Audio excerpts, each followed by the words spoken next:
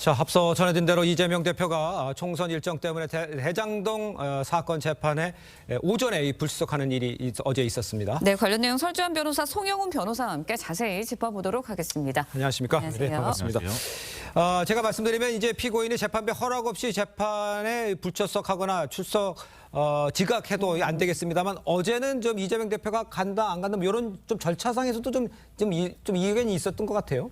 어제 일단 그 이재명 대표가 선대위 회의를 이유로 법원에다가 공판기일 변경을 신청했던 것 같습니다. 근데 이런 거는 일반적으로 우리 법원이요, 그 공판기일 변경 신청할 수 있는 정당한 사유를 인정하지 않습니다. 보통 이제 입원을 해서 거동이 불가능할 정도가 돼야지 그 불출석할 만한 사유를 인정하고요. 피고인이 어떤 개인적인 일정, 그러니까 뭐 회사에서 뭐 일정이 있다거나 회의가 있다거나 이런 걸 이유로 공판기일 변경하면은 거의 대부분 불허가가 됩니다. 그 공판기일에 이제 피고인은 출석 의무가 있고요. 이재명 대표도 변호사이기 때문에 이런 부분을 잘 알고 있습니다. 실무적으로는요, 2회 이상 공판기일에 피고인이 정당한 사유 없이 불출석을 하면은 법원이 직권으로 구속영장을 발부하는 경우가 흔히 있습니다. 이재명 대표는 현직 국회의원 신분이어서 지금 불체포 특권이 있는데요. 그래서 구속영장이 발부되기 어렵다는 점을 악용하는 것이 아닌가 하는 비판도 제기되고 있습니다. 그러니까 오전 재판에 불출석했다는 거죠? 그렇습니다. 오전 재판에 불출석하니까 재판부가 형사소송법에 따라서 공판기일 오후로 새로 변경을 했습니다. 그렇죠. 네, 알겠습니다. 네, 이재명 대표가 이제 재판에 제때 출석을 하지 않은 것. 그런데 이번이 처음은 아닙니다. 지난해 10월에도 한 7분가량 늦었다고 하고요. 이렇게 이제 피고인이 무단으로 재판에 불출석하거나 뭐 지각을 할 경우 불이익도 있지 않을까라는 생각이 드는데 어떻습니까? 사실상 보통 이제 일반적인 재판의 경우에는 양형에 영향을 미칠 수가 있습니다. 예를 들어서 유죄, 무죄냐. 근데 지금 이재명 대표 같은 경우는 유죄냐, 무죄냐를 지금 다투고 있는 것이거든요. 본인은 굉장히 무죄에 대한 확신을 가지고 주장을 하는 것이기 때문에 이런 양형에 끼치는, 그러니까 유죄, 무죄, 유죄가 인정된다는 전제 하에서 양형이 나오는 것이기 때문에 본인은 유죄라고 생각하지 않고 있고, 그렇기 때문에 저는 이러한 부분에서 좀 재판 절차에서 솔직히 피고인에게 불이익이 될 수도 있는 불출석이라든지 지각이라든지 일방적인 어떤 그 재판 연기 요청에 대해서 같은 것을 하고 있다고 보이거든요. 그렇다고 한다면 뭐 저는 이재명 대표가 뭐 재판에 대해서 내용에 대해서는 상당한 자신감을 가지고 있기 때문에 이런 건 아닌가라는 생각도 듭니다. 네. 일단 이재명 대표는요, 다음 달 총선 때까지 최소 5번 재판에 출석해야 합니다. 그러니까 어제와 같은 일이 계속 벌어진다. 그만큼 재판부 판결은 늦어질 수밖에 없는 거 아니에요? 재판부가 그래서 형사소송법에 있는 모든 제도를 다 사용할 것 같습니다. 일단은요, 피고인이 공판기일에 출정을 하지 않으면은 다시 기일을 정해야 된다는 게 형사소송법 규정입니다. 그런데 다시 정한 공판기일에도 피고인이 정당한 사유 없이 출석을 하지 않으면은요, 피고인의 진술 없이 판결할 수 있다는 형사소송법 규정이 있습니다. 365조 2항이 있는데요. 그러니까 계속 출석을 하지 않아도 궁극적으로는 변론 종결하고 판결까지 할 수는 있습니다. 다만 여기서 이제 문제되는 게 지금 증인신문입니다. 지금 뭐 이번 달 19일만 해도 그 유동규 전 본부장 증인신문이 예정이 돼 있는데요.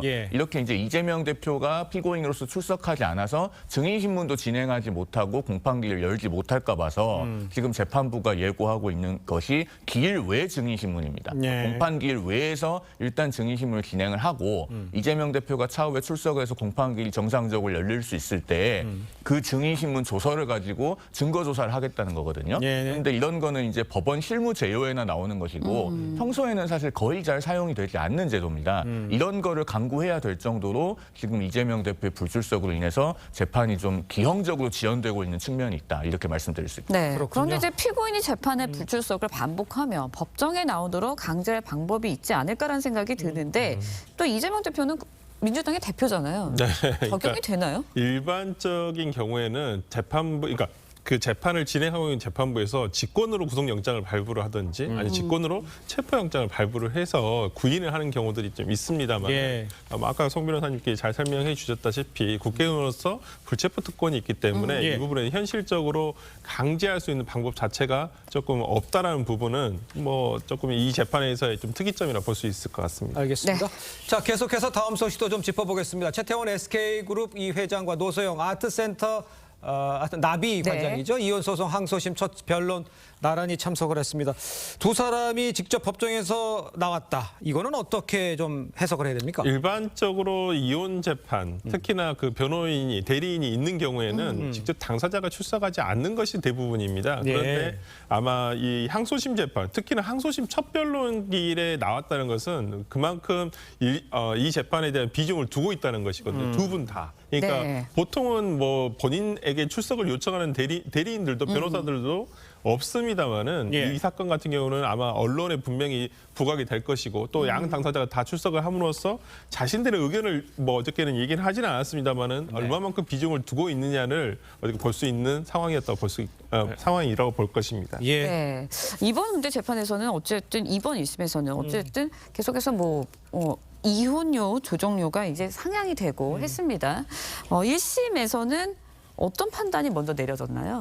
이게 이제 세기의 이혼이라고 불리는 이유가 재산분할 청구 액수가 워낙에 커서 그렇죠. 맞아요. 1심에서 이제 최태원 회장이 이혼 청구를 했고 노소영 관장이 반소, 그러니까 맞소송을 제기를 했습니다. 이렇게 하면서 위자료 3억 원과 그 재산 분할로 SK 주식회사의 주식 42.29%를 분할 청구를 했는데요. 예. 이게 이제 당시 주식 가치로 1조 3천억 원 정도 수준으로 그렇게 추산이 됐습니다. 그런데 1심에서는요. 위자료 1억 원과 재산 예. 분할로 최태원 회장이 그 노소영 관장에게 665억 원을 지급하라고 판결했습니다. 예. 이게 청구한 주식 가치 한 5% 수준밖에 안 되는데요. 이렇게 판단한 이유는 그 최태원 회장이 보유하고 있는 SK 주식회사의 주식의 형성, 유지, 가치 상승 등에 노소영 관장이 기여한 부분이 실질적으로 거의 없다. 이렇게 판단한 것입니다. 그래서 원래 이 배우자 중에 배우자 일방이 가지고 있는 특유 재산도 상대방이 어떤 그 상당히 어떤 유지, 형성 이런 것에 기여했다고 보면 분할 대상이 될 수 있는데요. 1심에서는 그렇게 판단하지 않았습니다. 알겠습니다.